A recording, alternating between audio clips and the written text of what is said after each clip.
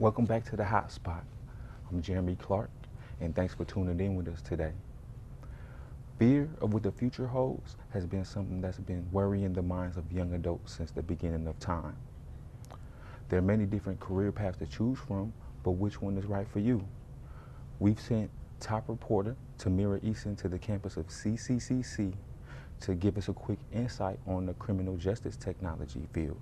They might have something to offer. My name is Tamira Eason. I'm a student here at Central Carolina Community College. I'm in the Broadcasting Technology Production program, but today we're going to interview Gary Blankenship. He's an instructor for the Criminal Justice Technology program.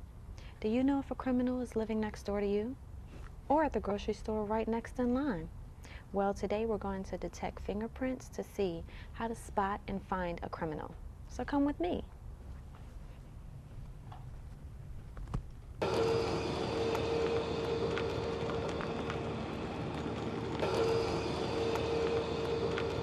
I think the criminal justice field is the best career anybody could have. I was in law enforcement and I loved it. I got into it because of probably my background as a kid. I had a pretty volatile childhood.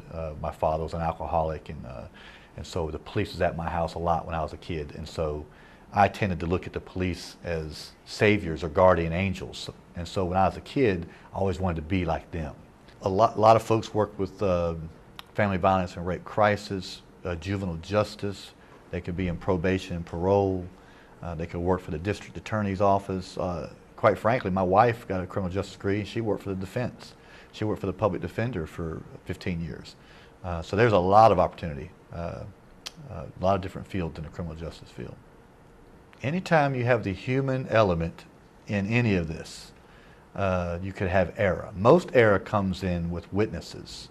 I think you would probably find that if you did some research on some cases that convictions have been overturned, most of those cases I would say is because of an eyewitness mistake.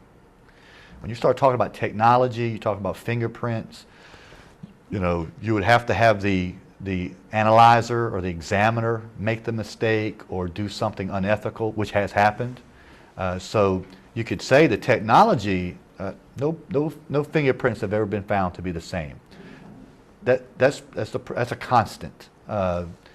Now, how you interpret reading those, not every fingerprint is really good. Not every fingerprint you lift off of something is really pristine and you can really look at it and compare it to another print. Most of them are partials, most of them are smudged, and they have few ridge detail.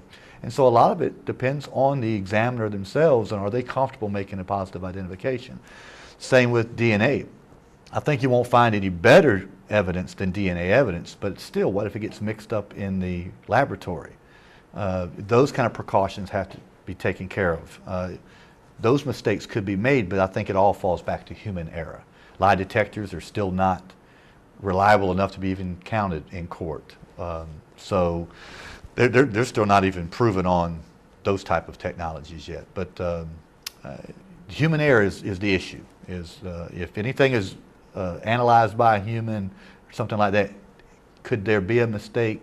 There could be. My classes, I have them do a lot of research too, try to research things and try to find something that maybe they are attracted to, and so that's why I really like research. I think personally you learn more by researching than taking a bunch of tests. I got out of the military, I went right in, went to school here at CCCC, it was called CCTC back then, in 1984, and I never looked back. I retired last year, and it's so much satisfaction. You feel like you're doing something for your community, even though it's you can pull your hair out a lot of times.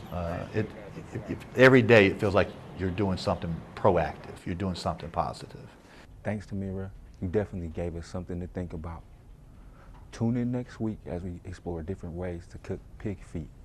Till the next time, my name is Jeremy Clark, and this is The Spot, and make your next move your best move.